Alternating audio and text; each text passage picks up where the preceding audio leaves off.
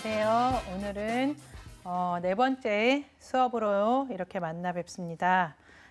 네. 지난 시간까지 또 여러 개념을 같이 배웠는데 임상심리학이라는 과목 자체가 조금 이제 넓기도 하고 그리고 이제 다른 과목과 같이 이제 중복이 되기도 하지만 우리가 임상심리사 자격 과정을 위한 그 과정에서도 또 필요한 학문이지만 전반적인 우리가 임상심리학이라는 그 영역을 어떻게 보면 자격을 갖추고 이후에 실행하기 위해서는 꼭 필요한 학문 중에 이제 우리가 잘 정리해야 될 학문인 것 같습니다.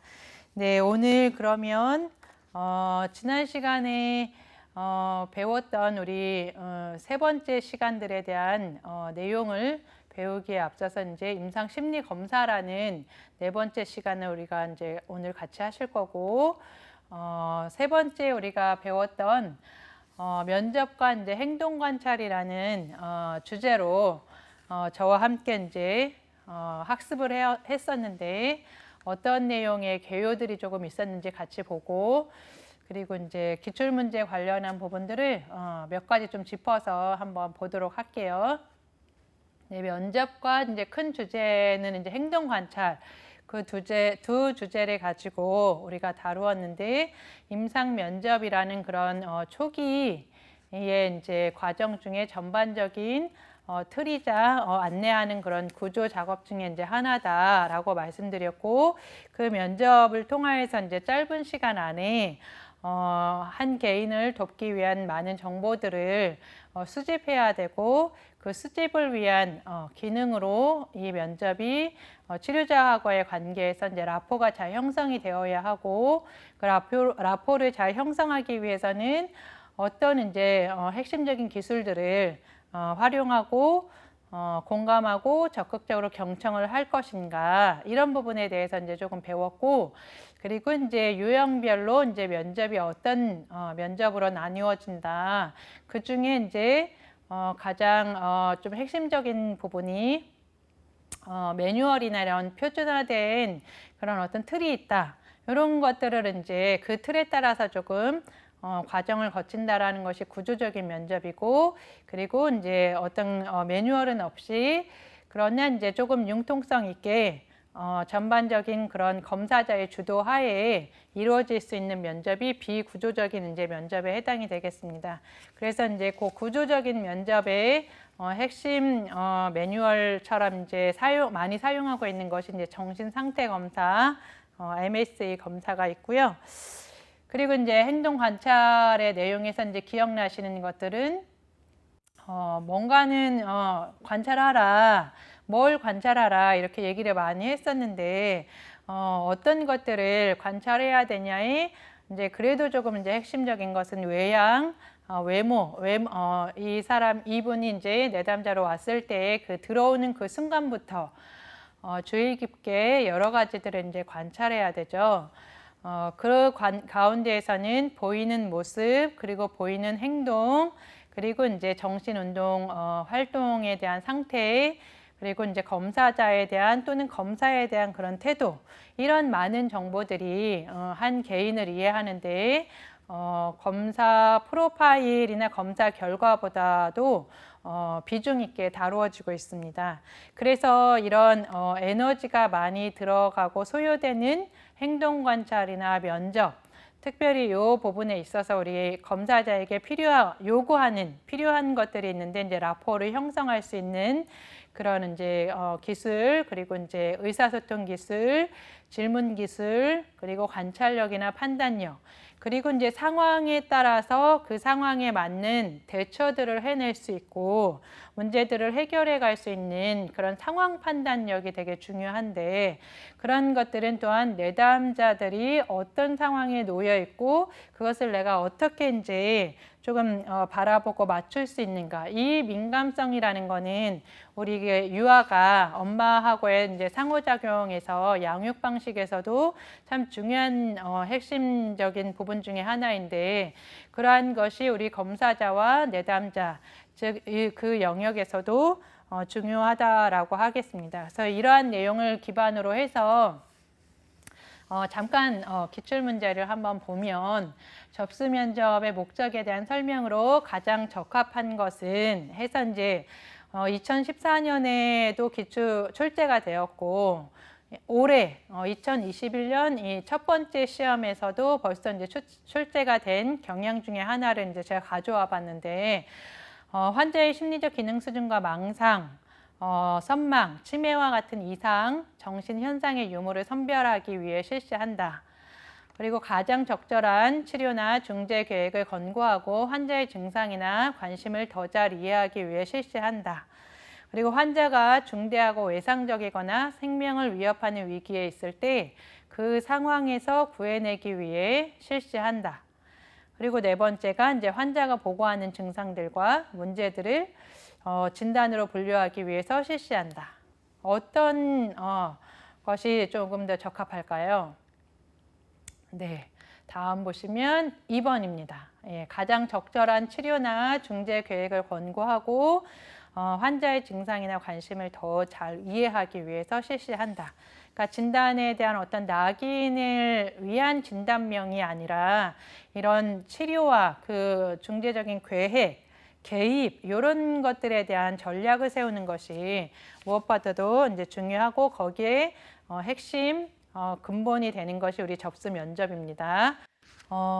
접수 면접에서 반드시 확인해야 할 사항과 거리가 먼 것은 여러 가지 체크해야 될 목록들이 좀 있었죠. 그중에 이제 인적사항, 주호소 문제, 그리고 내원하게 된 직접적인 이제 계기. 이런 부분들은 초기에 이제 필요한 작업들 중에 이제 하나예요. 그리고 문제의 원인으로 추정되는 어린 시절의 경험. 예, 몇 번일까요? 네, 네 번째는 조금 더 이제 개입적으로 중기에 이제 해당하는 부분이라고 보시면 되겠습니다. 예, 다음 한번 보겠습니다. 예, 제가 이제 면접 질문 중에서도 이제 조금 예를 들어서 이제 설명을 한번 드렸었죠. 그 유형과 이제 예로 어떤 부분이 좀 잘 연결이 되어 있는가. 근데 여기에서는 잘못된 부분을 이제 찾아라. 개방형의 이제 당신은 그 상황에서 이제 분노를 경험했느냐? 그러면 답이 어떻게 나오겠죠? 네, 예상이 되는 답이 있죠. 그다음에 촉진형, 조금만 더 자세히 말씀해 주시겠습니까? 그리고 직면형, 이전에 당신은 이렇게 말했는데요. 그리고 명료형은 당신이 그렇게 느꼈다는 말인가요? 라고 하는 네 가지의 잘못 짝지어진 것은 네, 첫 번째, 그 상황에서 분노를, 화를 경험했느냐 얘기를 물으면 했으면 네, 아니면 아니요 이렇게 답이 나오겠죠. 그 질문은 이제 폐쇄형 질문이고 틀린 것은 그래서 첫 번째입니다. 마지막으로 우리가 이제 면접 유형과 관련한 기출 문제 중에 그 면접의 유형이나 이제 종류에 대한 이제 얘기 그 내용을 묻는 기출 문제들이 좀 있습니다. 그래서 이 면접은 전형적으로 인지, 정서 혹은 행동에 문제가 있는지 여부를 신속히 평가하고 비구조적으로 행해졌기 때문에 신뢰도가 다소 낮은 한계점이 있었다. 이런 문제를 보완하기 위해서 구조적인 면접이 고안이 되었고 다양한 영역에서 보이는 행동을 포함하기 위해 특별한 질문이 보완되고 있다. 뭔가 틀이 매뉴얼이 생겨나고 있다 이런 얘기죠. 그리고 이제 다양한 정신건강 전문가들을 위한 중요한 임상 면접 중에 하나이다. 네, 더 구체적으로 어떤 사항을 살펴라 이런 얘기는 안 나왔지만 여기에 이제 면담에서 정서, 사고, 내용, 지각 이런 인지 이런 관련한 부분을 점검할 수 있는 핵심 그런 면접지 중에 하나가 정신상태 검사 면접 이 부분이 되겠습니다. 그래서 여기까지 조금 핵심적인 것들을 조금 다루었고요. 오늘 저와 함께하는 이 임상심리 검사 파트는 개념과 검사라는 내용에 대한 이야기와 그 다음에 어떤 부분을 이제 측정하고 그리고 어떤 유형의 검사들이 있고 그리고 어떤 목적으로 시행이 되어야 하는가 어떤 선정 기준에 따라서 검사가 시행이 되어야 하는가 이런 부분들을 이제 살펴보겠습니다. 먼저 이제 검사라는 맥락은 무엇을 검사라고 하는가 네, 우리가 이제 인터넷이나 아니면 많은 정보 매체에서 요즘에는 검사라는 얘기가 많이 좀 노출이 되어 있고, 그리고 쉽게 조금 가볍게 많은 것들을 이제 하게 되잖아요. 예를 들어서 MBTI를 내가 한다. 그러면 MBTI라는 검사를 하기 위해서 어떤 질문을 읽고 체크를 하죠. 그런 것들에 이제 상황을 떠올려 보시면 이게 표준화되어 있는 상황에서 어떤 매뉴얼이나 어떤 검사지 또는 이제 여러 이제 도구들이 있는데 그런 표준화된 상황에서의 개인의 행동을 관찰하고 기술하는 체계적인 절차. 즉 검사라는 거는 계획된 자극이 주어져야 되고 그 자극에 따라서 피검자가 어떤 방법으로 이제 반응을 하는가 이런 것들을 이제 보는 것이죠. 그러면 이제 이 검사라는 이 부분이 무엇이 그러면 중요하고 강조해야 하는가 했을 때에 검사라는 거는 우리가 그러니까 어떤 것들을 재려고 하면 자가 필요해서 이 길이가 몇 센치인가 이런 것들을 정확하게 기준이 되어 있는 자로 길이를 측정을 하죠.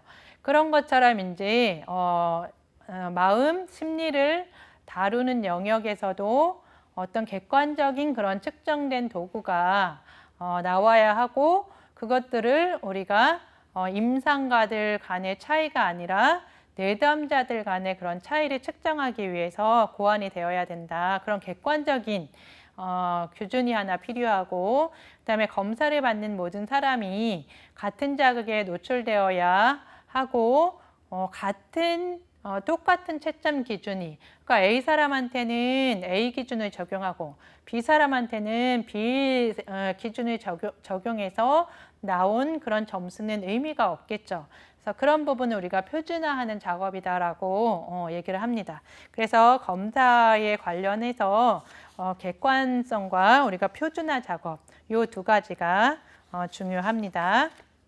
그래서 심리 검사라는 것을 어떤 개념으로 이것을 우리가 측정을 하겠는가라는 거에 사실상 마음이나 정신 보이지 않는 영역이고 추상적인 영역이에요. 그래서 이제 예를 들어서 이제 우울하다라고 이런 우울한 개념도 추상적인 개념인데 이 개념을 무엇을 보고 그러면 측정을 하고 정의를 내릴 것이냐. 거기에 해당하는 이제 한 개인들이 우울하다라고 했을 때는 나는 잠을 못 잔다. 나는 밥을 못 먹는다. 나는 어디에 나가고 싶지 않다 하는 그런 행동들, 관찰된 행동들이 있겠죠. 그런 이제 행동들을 관찰된 행동들을 묶어서 이 개념을 구성 개념으로 정의하고 이 구성 개념, 즉 나는 모든 것이 다 불만스럽고 실증난다. 이런 것들의 이제 관찰된 행동을 명명하는 그런 개념으로 정의를 하는 거죠. 그래서 이런 문장들을 모아서 어떤 조작적인 정의를 내린다. 행동에 대한 구체적인 용어를 정의한다. 그것은 이제 나는 잠을 못 잔다. 내가 요즘 집중하기가 어렵다.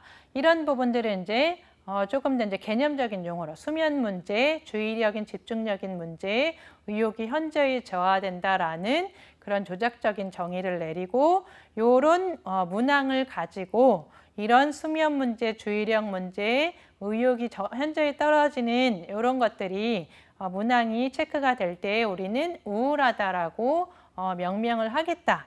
해서 이런 심리적인 보이지 않는 추상적인 속성들을 수량화할 수 있는 그런 몇 가지가 내가 해당이 돼서 우울한 상태에 속한다라는 거를 체크해낼 수 있는 작업.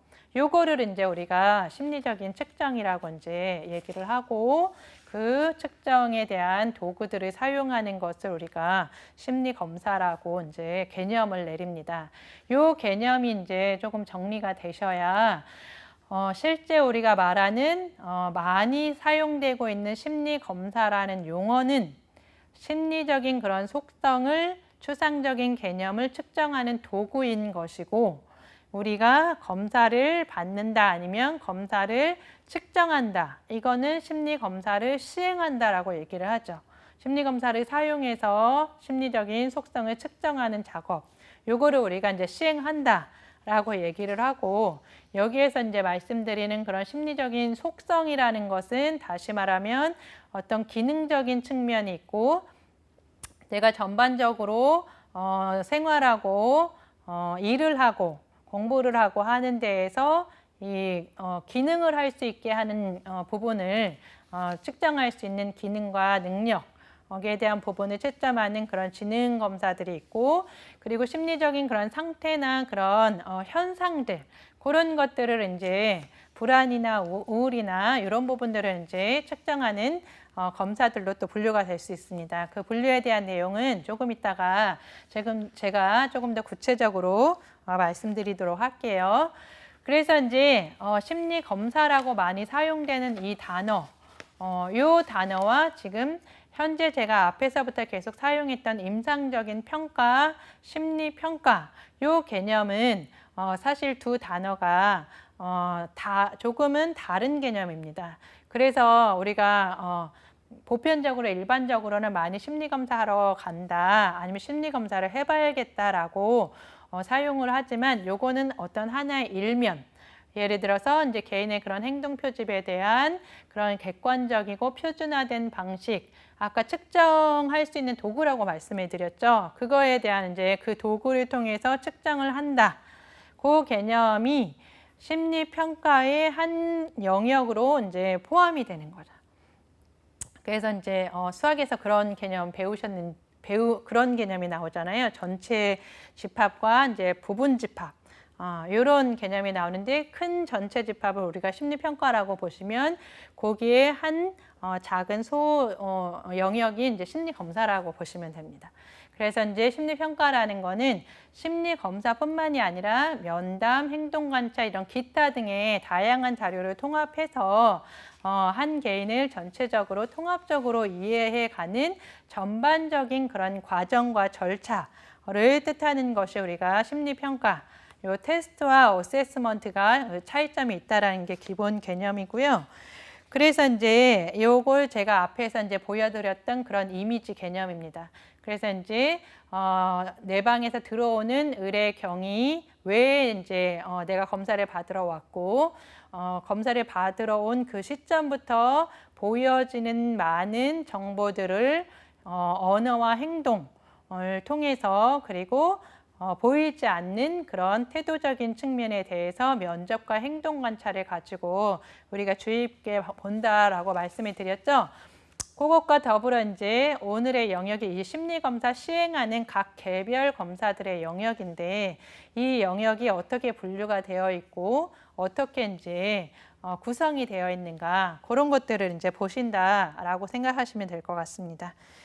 그래서 이제 심리검사의 측정 영역으로 보시면 그런 개념적으로 어떤 심리적인 속성이라는 추상적인 개념을 측정할 수 있는 도구, 그 표준화되어 있는 그 절차, 그 도구들이 예를 들어서 MBTI라든지 우울 백척도라든지 여러 가지 그 검사 도구들이 그렇다면 보이지 않는 어느 영역에 무엇들이 측정이 되게 하는가, 그것에 대해서 이제 우리가 살펴보면 먼저 우리 한 개인의 중심이고 뼈대가 되는 게 이제 인지적인 기능, 즉 이제 우리가 지능을 말한단 말이에요. 그 지능에 대한 영역을 측정할 수 있고, 그 다음에 우리의 이제 정서, 나의 이제 기분이나 정서에 대한 양이나 표현하는 정도나, 아니면 어떤 사람은 수치심이, 어떤 사람은 두려운 감정이, 어떤 사람은 우울한 것이, 어떤 사람은 화가 나는 이런 정서에 대한 경험과 이것을 표현을 적절하게 하는가, 아니면 과하게 하는가, 덜 하는가, 이런 것들을 이제 측정할 수 있고, 그리고 이제 현재 이 사람이 기대하는 포부 수준이나 그 포부 수준과 연결되어서 현재 실행할 수 있는 그런 어떤 동기 체계, 그리고 이 한 개인이 가지고 있는 그런 욕구들, 나는 안전에 대한 욕구가 더 크다. 나는 어떻게 보면 애착과 관련한 그런 친밀성에 대한 욕구가 크다. 이런 것들의 욕구, 또 그리고 이제 내적으로 이제 갈등하는 분야, 그 다음에 이제 그런 것들이 어떻게 이제 패턴화되어 있어서 성격적인 경향성을 보이고 성격적인 그런 역동이 이 사람에게 있는가. 지난 시간에 우리가 이제 면접 유형 중에 정신 역동적인 면접에 대한 얘기를 말씀을 드렸죠. 그것처럼 이런 심리 검사에서 면접에서도 그렇지만 심리 검사를 통해서 직접적으로 이 한 내담자를 구성하고 있는 그런 성격 특성이나 역동 이런 부분들도 이제 측정이 가능하고, 그리고 이제 주로 이 사람이 대인관계가 어려워서 나는 갈등이 일어나는 장면은 피하고 싶다. 아니면 나는 갈등이 일어나도 무조건 쫓아가서 해결을 해야겠다. 이런 것들에 이제 대응하는 방식들이 있는데, 이런 것들을 우리가 관계에서 대응하는 대처 방식, 또는 회피를 많이 하느냐, 철수하고 있느냐, 이런 방어 기제들이 어떻게 이제 이루어져 있고, 그것들을 가지고 한 사람이 대인 관계를 어떻게 이루어가느냐, 이런 것들을 이제 측정할 수 있죠. 그리고 이제 무엇보다도 중요한 것은 심리 검사라는 것을 통해서 내가 지금 현재 우울해요, 불안해요, 이런 증상에 대한 초점도 중요하지만, 그것들은 어떤 이 내담자의 자원들을 가지고 있는 내적인 자원, 강점, 이런 것들이 이 사람에게 좀 발현이 되지 못하게 하는가, 어떤 상황이나 어떤 취약성이 그것들을 방해하게 하는가, 그런 것들을 찾아서 이 내담자가 모르고 있었던 이 수검자가 모르고 있었던 그런 자기의 그런 강점, 이런 것들을 이제 파악을 하는 것이 중요하고, 그러한 부분들이 측정이 된다고 할 수 있겠습니다. 그래서 이제 이 핵심 단어를 제가 이렇게 조금 빨간 색으로 명명해 드렸는데, 그런 부분들을 조금 기억해 두시고, 그리고 이제 다음으로는 이런 측정이 되는 여러 영역이 있는데, 어떻게 그러면 어떤 검사가 적합하고 부합해서 그 검사들을 시행할 수 있게 하는가, 거기에 따른 이제 유형이 크게 이제 검사 내용에 따라서 이제 분류가 되기도 하고, 그 다음에 이제 구조화 수준에 따라서 이제 분류가 되기도 합니다. 그러니까 검사 내용이라는 거는 아까 이제 측정되는 영역에서 인지 영역, 어떤 성격, 그 다음에 동기 수준, 이런 것들에 대한 각 측정하는 도구들이 이제 달라야겠죠. 인지를 측정하는 도구랑 정서를 측정하는 도구랑 뭐 동기를 측정하는 도구가 다 하나로 다 같다. 그러면 아무래도 이제 측정 영역이나 측정 도구에 이제 한계가 생기겠죠. 그래서 이제 여기에서 이제 심리검사의 유형의 이제 큰 영역으로 검사 내용에 따른 분류로는 우리가 크게 능력 검사와 성향 검사로 나눕니다. 그래서 그 능력 검사에는 다시 지적 능력 평가, 즉 인지 기능을 평가하는 검사, 그 다음에 주의력이나 이런 인지 기억력, 이런 것들을 평가하는 인지 기능에 대한 평가, 그 다음에 이제 조금 지능보다 광범위한 그런 개인의 그런 능력, 적성, 이런 것들을 포함하는 검사가 세부적으로 나누어져서 지능 검사, 그 다음에 신경 심리 검사, 적성 검사로 나누어지고, 특별히 이 한 인간의 기능을 하게 하고 어떤 상황을 대처하고 적응하는 데 있어서 가장 핵심적인 중추적인 뼈대와 같은 역할을 하는 것이 이 지능검사라고 말씀을 드렸잖아요. 그렇기 때문에 이 지능검사는 최대 수행 능력 검사, 이 사람이 최대한 발휘할 수 있는 능력을 발휘할 수 있게 그 검사 장면에 임해야 되는 그런 과정에 있습니다. 그리고 이제 성향 검사라고 하는 부분은 여러분들 이제 보시면 아시겠지만 이제 성격이나 이제 기질 여기에 이제 해당하는 부분을 우리가 많이 접하고 그리고 이제 매체에서도 많이 좀 노출이 되어 있는 이제 MBTI 이런 이제 검사들이 있고 그리고 이제 기질이나 이런 검사들을 MMPI나 TCI나 로샤나 이제 TAT나 이런 검사들, HTP 이런 것들의 성격 검사로 분류가 되고, 그다음에 이제 특정 대상이나 분야에 대한 그런 동기, 직업 만족도, 직업에 대한 그런 동기, 태도 이런 것들을 이제 평가할 수 있는 동기나 태도 검사.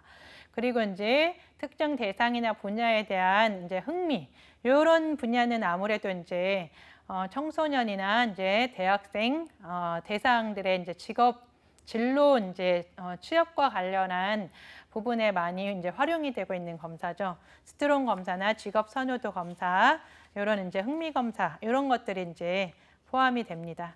그래서 직업 선호도 검사는 이제 워크넷이라는 홈페이지에 가시면 직접 이제 개인이 직접 해보실 수 있거든요, 무료로. 그래서 그런 거를 활용해서 나의 성향이나 흥미가 어떻게 좀 해당이 되는가. 내가 그리고 임상심리사로서 이 직업에 대한 선호도가 잘 맞겠는가. 검사 이 임상심리사 우리 자격과정을 준비하시면서 참고해 보실 수 있죠. 그래서 그런 것들도 이제 활용해 보시면 좋겠습니다. 그 다음에 그래서 이제 제가 검사 내용에 따른 분류라고 한 그 유형의 세부 내용이 이제 인지 기능과 성격 평가랑 이제 특수장애 그리고 종합심리 검사 영역이라는 네 가지 영역을 조금 더 이제 세부적으로 얘기를 이제 드릴 수 있는 부분인 것 같고, 이 부분은 이후에 있는 이제 지능 평가에 해당하는 영역에서 이제 조금 더 구체적으로 다룰 것이고, 그리고 이제 심리검사 과목에서 조금 더 이제 보다 구체적으로 그 얘기를 이제 하게 될 겁니다. 그래서 그 과목과 이 과목에서의 이제 인지평가라는 기능 인지평가에 해당하는 그 챕터를 조금 더 참고하시면 될 것 같습니다. 그래서 이제 일반적인 지적 능력을 이제 평가하고 특수한 영역에서의 그런 지적인 기능 이런 것들을 이제 평가하는 과정이고, 그리고 인지 기능의 그런 손상이나 그런 결함 이런 부분을 이제 평가해서 진단 평가를 돕고 이제 치료 계획을 세우는데 중요한 도구로 활용이 되고 있습니다. 그리고 이제 두 번째로 아까 말씀드린 요 인지 기능에 대한 평가라는 거는 수행 능력, 그러니까 최대 내가 해낼 수 있는 그런 최대 수행 능력에 이제 포함되는 그런 검사의 도구의 이제 하나의 유형이었죠. 두 번째 말씀드린 그런 성향 검사라고 말씀드린 거는 다시 말씀드리면 이제 성격 검사라고 이제 해당하는 분야인데, 다음을 보시면 정서적인 그런 상태, 그런 성격적인 그런 역동성에 대한 그런 이해, 그러니까 정서나 기분이나 이제 이런 것들이 현재 수준에 내가 어떤 주로 나는 오늘 아침에 일어났는데 주로 나는 우울감을 느낀다. 주로 나는 어떤 안정감을 느낀다. 또는 아니면 나의 일상에서 주로 이제 느껴지는 그런 정서가 대표되는 정서가 있을 거거든요. 어떤 사람은 주로 화가 나 있거나 짜증이 나 있어요. 또 어떤 사람은 그렇게 이제 좀 하이에서 조금 이제 붕붕 떠 있는 그런 기분이나 정서를 느끼기도 하죠. 그래서 그런 정서적인 그런 상태나 그런 양이나 그런 부분들은 이제 점검하는 차원에서 성격 검사가 개발이 되었고 그것들을 평가하는데 두 번째 나와 있는 진단적인 성격 검사라는 내용은 우리가 역사적인 배경에서도 말씀드렸듯이 어떤 정신장애, 퇴역 군인이나 장병들을 통해서 외상후 스트레스 장애라든지 아니면 이 군인 장병이 아니어도 심리학 관련해서 이제 많은 분야에서 정신질환과 관련 정신장애에 대한 관심은 많았거든요. 그래서 우리가 알고 있는 그런 예전의 명으로는 정신분열병이나 지금은 이제 조현 병이라고 하잖아요. 그 명에 대한 최초의 검사들이 일반 집단군과 정신질환군이 어떻게 구별하고 감별을 할 수 있는가, 그런 것들에 이제 관심들이 많았기 때문에 그런 진단적인 성격 검사를 할 수 있는 것이 MMPI, 우리가 알고 있는 다면적인 인성 검사입니다. 그럼 그것과 동시에 MMPI도 마찬가지로 진단적인 목적도 있지만 일반 정상 집단 내에서의 그 성격도 이제 감별하는 기능이 있습니다. 근데 보다 더 이제 기능이 되는 수준에서 내담 한 개인을 이해하고 나의 주로 이제 어떤 성향들이 외향적이냐 내향적이냐 하는 그런 성향들은 내가 주로 어떤 분야 영역으로 포함이 되고 있는가, 이런 것들을 이제 살펴본다라는 게 이제 그런 의미에서 정상 성격인 거예요. 여기가 뭐 이상하고 진단하고 그런 게 아니라, 그래서 그런 범주에서는 이제 캘리포니아 인성검사나 16PF라는 그런 성격검사, 그 다음에 5요인 성격검사, 요거는 이제 줄임말로 NPI라는 성격검사라고 얘기를 합니다. 그리고 많이 알고들 계시는 그런 MBTI 성격검사, 요게 이제 정상 범주 집단에서 이제 해볼 수 있는 성격검사이고, 그 다음에 이제 정서 및 성격검사라고 했는데 주로 이 사람이 의식하고 있거나 의식하지 못하는,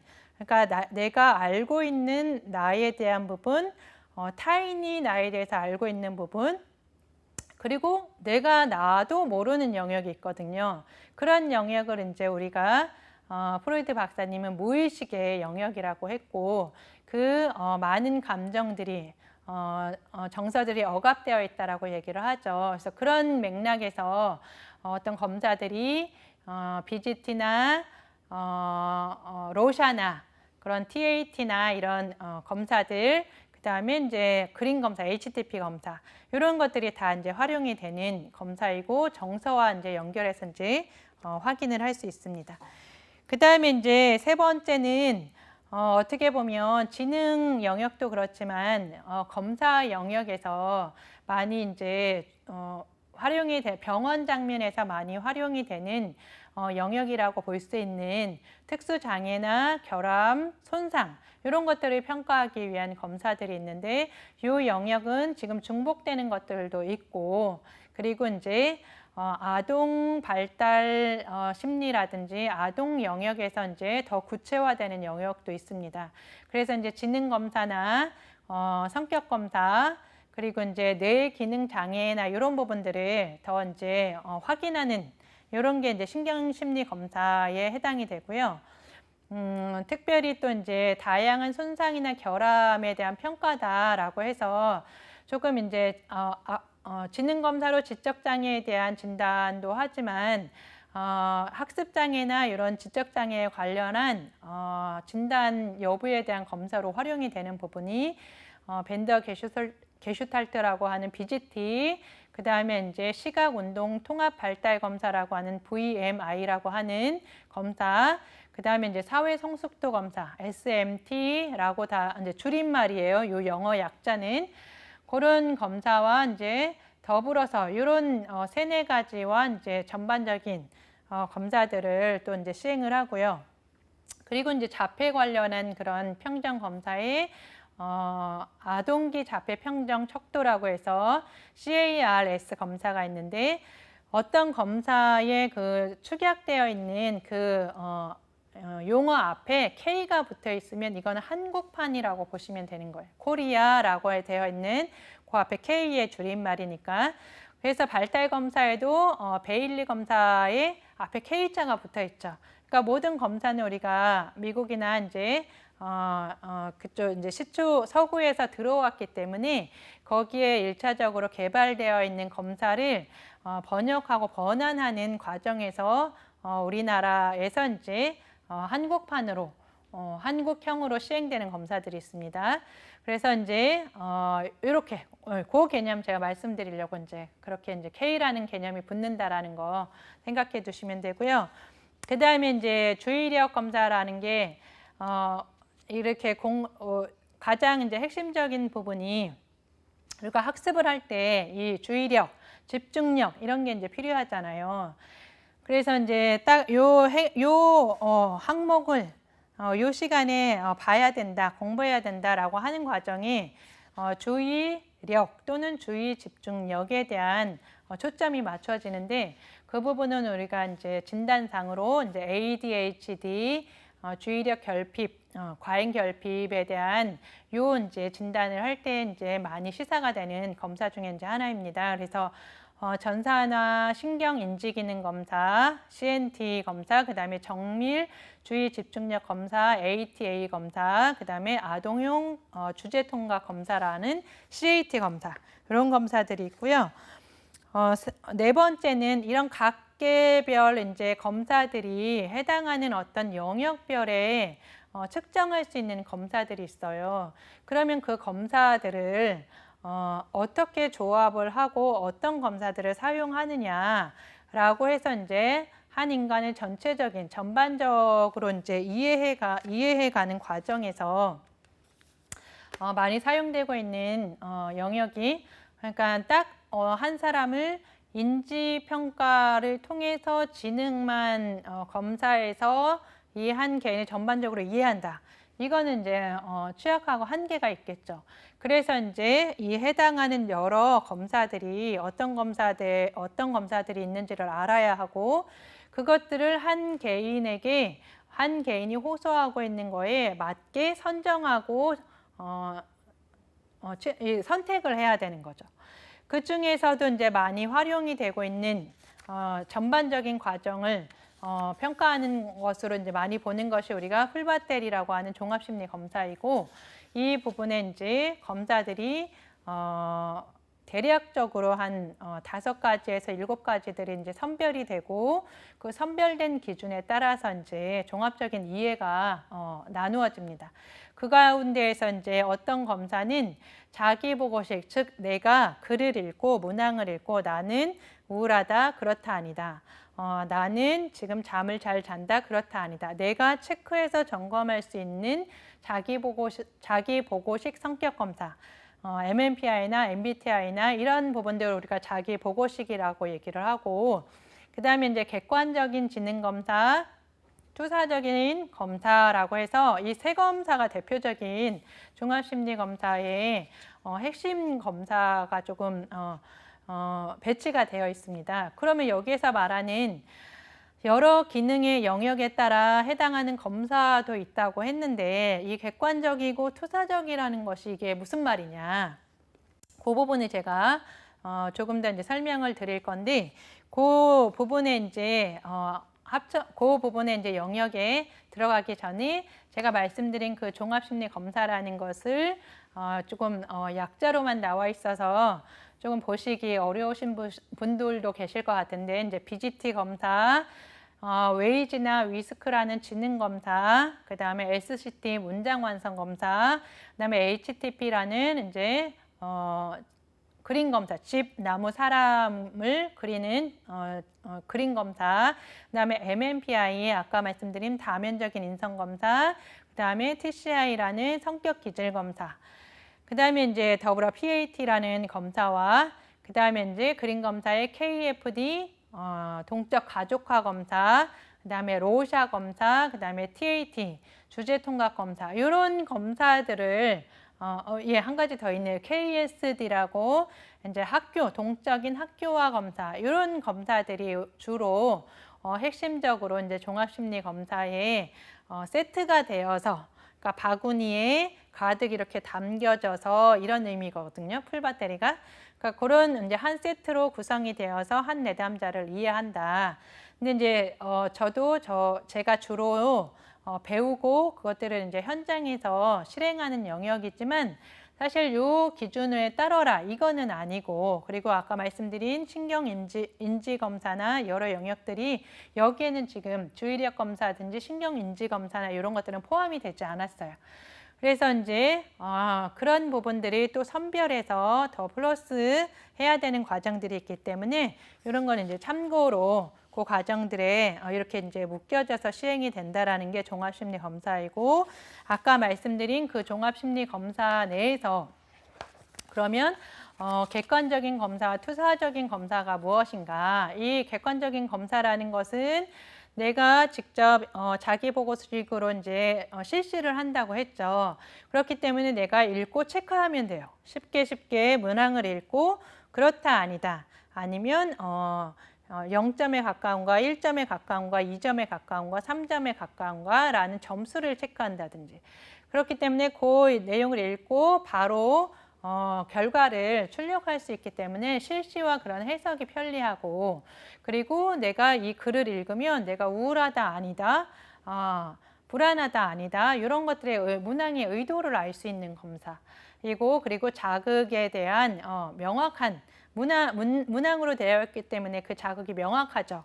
그리고 이제 A 사람과 B 사람이 지능 검사를 했을 때 동년배 대비 지능이 평균 100이다.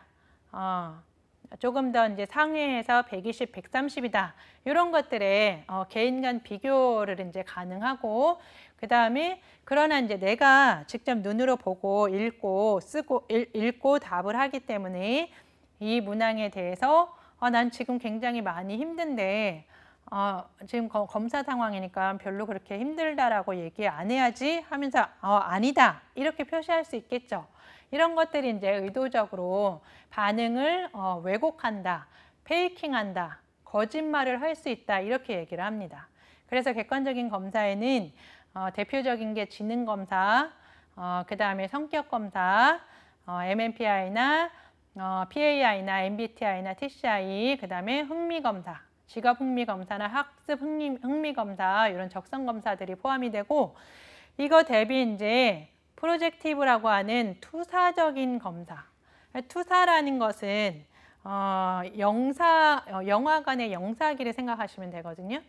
그러니까 내 마음속에 있는데 그것들이 비추어져서 반영이 된단 말이에요. 그러면 내가 가지고 있는 어떤 생각이나 그런 어떤 그런 느끼고 있는 마음, 정서들을 나의 불편감들이든 나의 주로 내 내면에 있는 현상들을 어떤 상황에서 그대로 드러날 수 있겠는가? 내가 내 것으로, 날 것으로 그대로 드러나게 하는가? 내가 모호한 상황이나 애매모호한 상황에 있을 때 내가 나스럽게 나오는 행동에 대한 경향성이 있어요. 그래서 이제 그 프로젝티브라는 내 것을 저 사람이 가지고 있다라고 보여지는 어떤 투영이 된다, 투사가 된다라고 얘기를 해서, 이것은 이제 내가 알고서 할 수도 있지만 알지 못하고 내가 하는 것들이 있단 말이에요.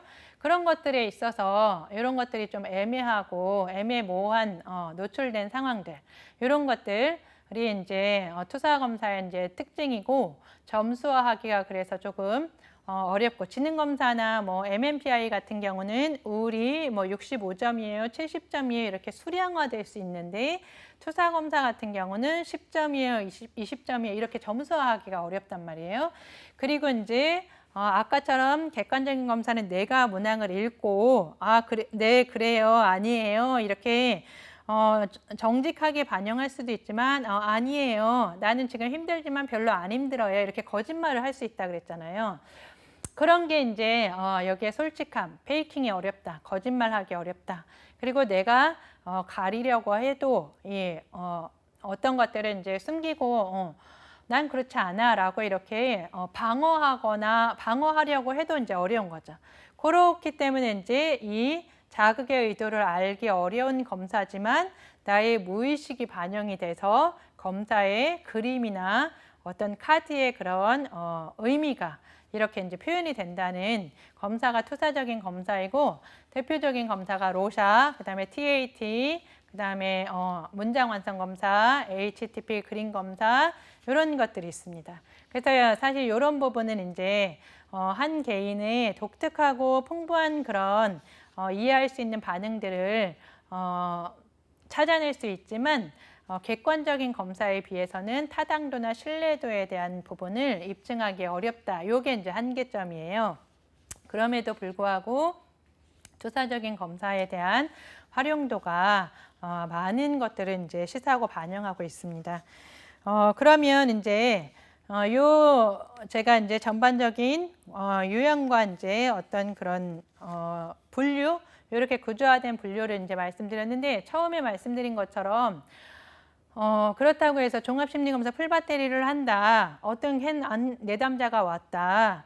요 세트로 7개 묶여있는 세트로 이것을 해야 된다. 이것이 중요한 것이 아니라 심리검사에 이 내담자가 그리고 내방한 경우가 상담을 온 용도가 왜 왔는지에 대한 호소 문제, 주 의뢰 문제를 분명히 해야 하고 그 의뢰 문제와 연결되어 있는 그 핵심적인 그런 목표, 목적 요것과 연결되어 있는 검사를 선정해야 되는 게 너무나 중요합니다.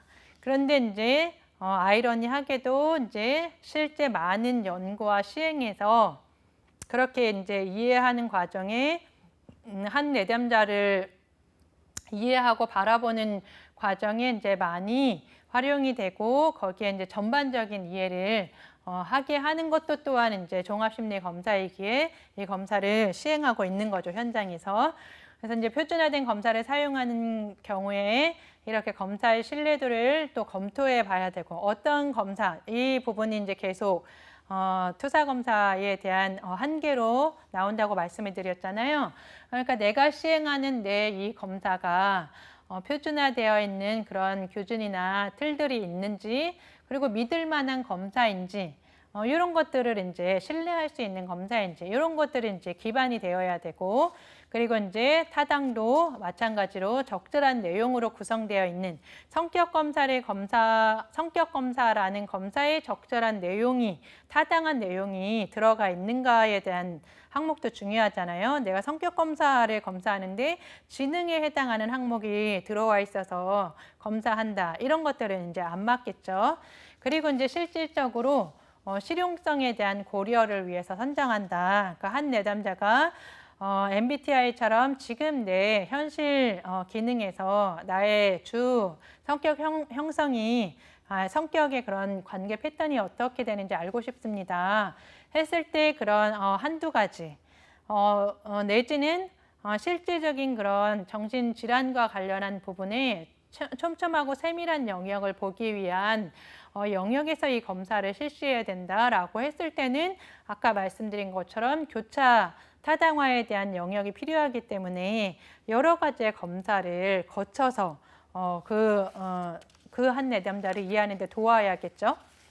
그런 것들이 심리 검사의 선정이라는 기준이라는 거를 이해하시고 실제 이제 필기 과정뿐만이 아니라 현장에서도 이 시행이 되어야 된다라는 게 되게 중요한 영역 중에 이제 하나입니다.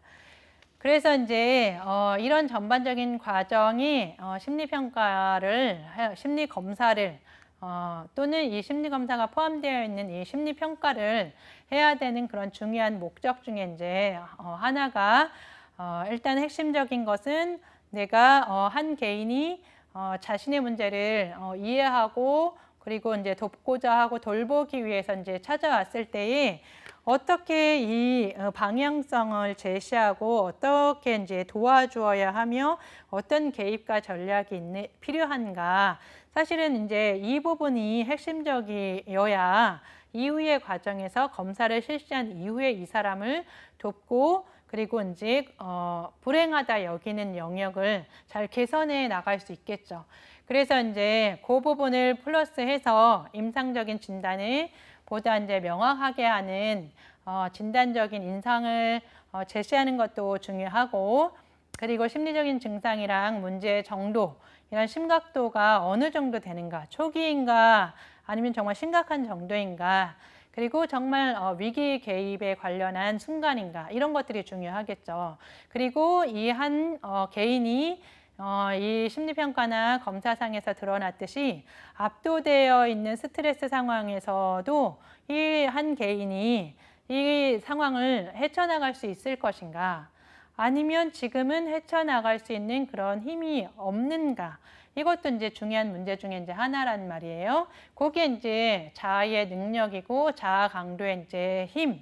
어떻게 보면 내가 욕구대로 그런 충동대로 하고 싶은 그런 나가 있고, 아니야 너는 교준대로 정확하게 이런 것들을 지켜야 돼 라고 하는 내가 있고, 그것들을 사이에서 조절하는 내가 있단 말이에요. 그거를 이제 프로이드 박사님은 이드라고 하는 영역과 그 다음에 슈퍼에고라는 영역과 그 다음에 에고라는 영역, 요 영역으로 이제 제시를 했잖아요. 그 중에 이제 이 자아 영역이 우리가 현실 영역에서 잘 기능하게 하느냐, 이걸 측정하는 게 너무나 중요합니다.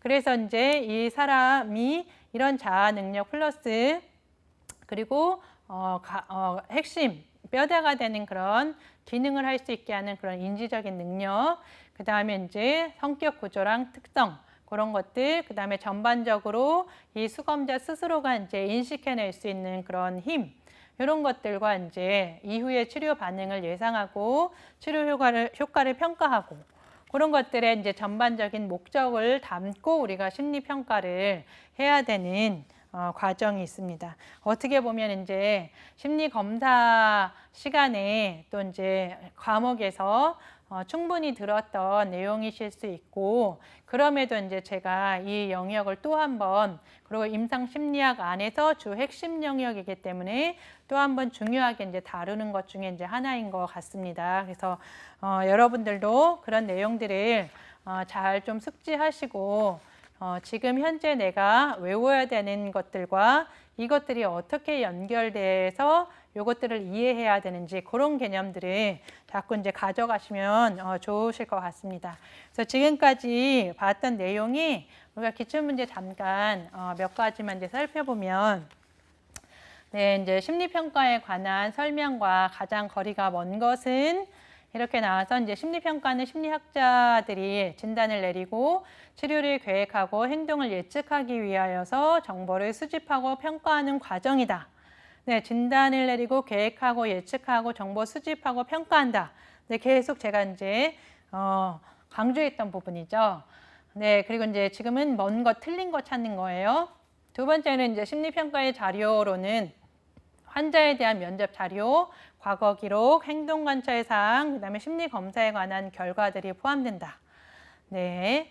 세 번째가 이제 제1차, 2차 세계대전 당시에 신병들에 대한 심리평가의 요구는 임상 심리학에서 심리평가의 중요성과 심리검사 제작의 필요성을 촉진시켰다.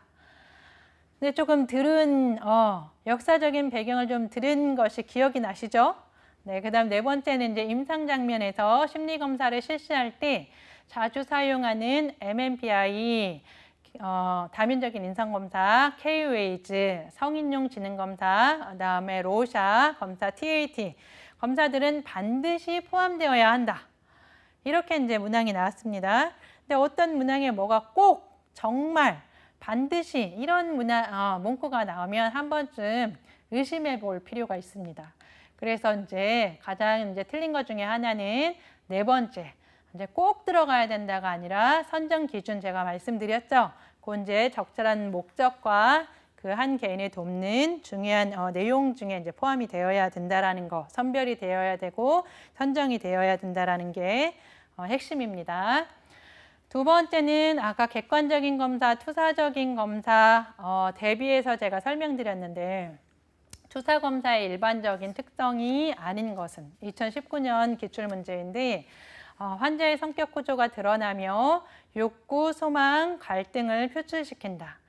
내가 아는 부분, 내가 알지 못하는 그런 욕구나 소망, 갈등, 이런 개념 이제 뭔가 떠오르시죠? 그다음에 자극 재료의 모호성이 풍부하다. 그러니까 내가 직접 이게 그런가 아닌가 정확하게 잘 알 수 없다는 거야. 이 그림이 그런가 아닌가, 네, 이 카드가 무엇을 시사하는가 잘 모를 수 있단 말이에요. 그다음에 반응 범위가 거의 무한하게 이제 허용된다. 네 번째, 환자의 욕구나 근심이 드러나도록 구조화하여서 질문한다. 욕구나 근심은 드러나는데 구조화해서 질문을 한다 얘기했어요. 그래서 여기에서 틀린 것은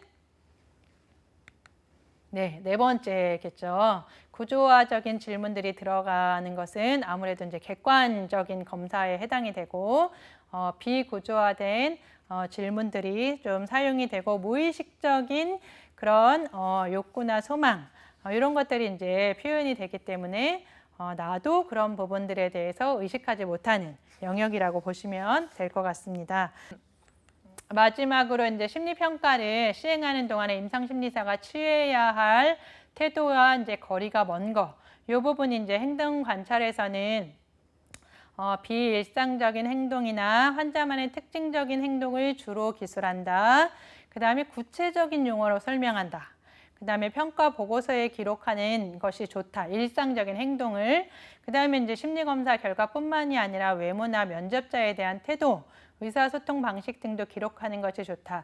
이 내용은 오늘 배웠던 내용 플러스 이제 심리평가 실제와 관련한 내용에서도 한 번 더 말씀을 드릴 거예요.